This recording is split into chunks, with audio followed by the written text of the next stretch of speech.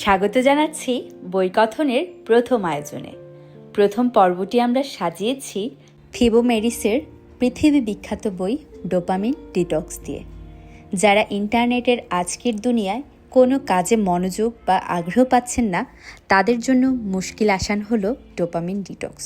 খুবই সংক্ষিপ্ত আর ছোট বইটিতে কী বলতে চাইছেন থিবো মেরিস, আপনি যে কোনো কাজ করতে করতে তা শুনে ফেলতে পারেন।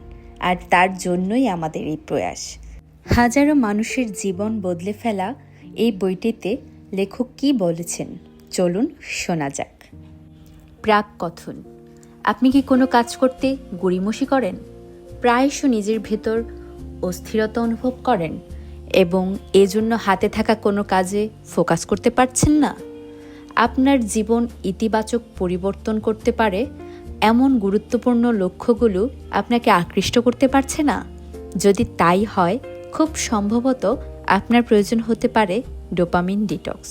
আজকের এই দুনিয়ায় আমাদেরকে বিক্ষিপ্ত করার উপাদান এত বিস্তৃত যে আমাদের ফোকাস করার বা লক্ষ্যে মনস্থির করার ক্ষমতা অনেক দুষ্প্রাপ্য বস্তু হয়ে গিয়েছে। মনের অজান্তেই আমরা প্রভাবিত হচ্ছি অথবা অস্থির হয়ে পড়ছি। আমাদের গোল বা লক্ষ্য অর্জনের জন্য যখন আমাদের মূল কাজে ফোকাস হবার দরকার, তখন আমরা প্রায়ই দেখতে পাই অপ্রয়োজনীয় অন্য কাজ করার ইচ্ছা আমাদেরকে পেয়ে বসে। আমাদের লক্ষ্য অর্জনের জন্য যেসব করা দরকার তার বদলে আমরা হয় হাঁটতে বেরিয়ে পড়ি অথবা কফি নিয়ে বসি, বা তখনই আমাদের ইমেলগুলো চেক করবার কথা অথবা ফাইলগুলো সাজানোর কথা মনে পড়ে যায়। আমাদের যা একান্তভাবে সে সময় করা দরকার ছিল সেটা ছাড়া বাকি সব কিছু করাকে আমাদের চমৎকার আইডিয়া বলে মনে হয়।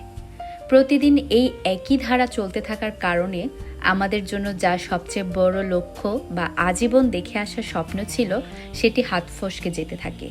আমরা যতটুকুর যোগ্য তার চেয়ে অনেক কম অর্জন করি, যতটুকু দরকার তার চেয়ে অনেক কম পারফর্ম করতে পারি। ভেতর থেকে আমরা এই অবস্থাটা বুঝতে পারি এবং আমাদের আত্মসম্মান ক্ষয়ে যেতে থাকে। ফলশ্রুতিতে আমাদের ভেতরে জন্ম নেয় হতাশা, নিরাশা, উদাসীনতা, হিংসা, এমনকি রাগের। কিন্তু ব্যাপারটা এমন হবার কথা ছিল না।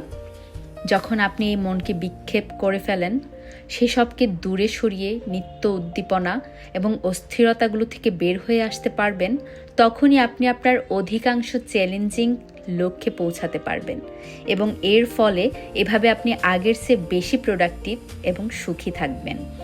আপনি কি লক্ষ্য অর্জনের জন্য অপ্রয়োজনীয় উদ্দীপনা বা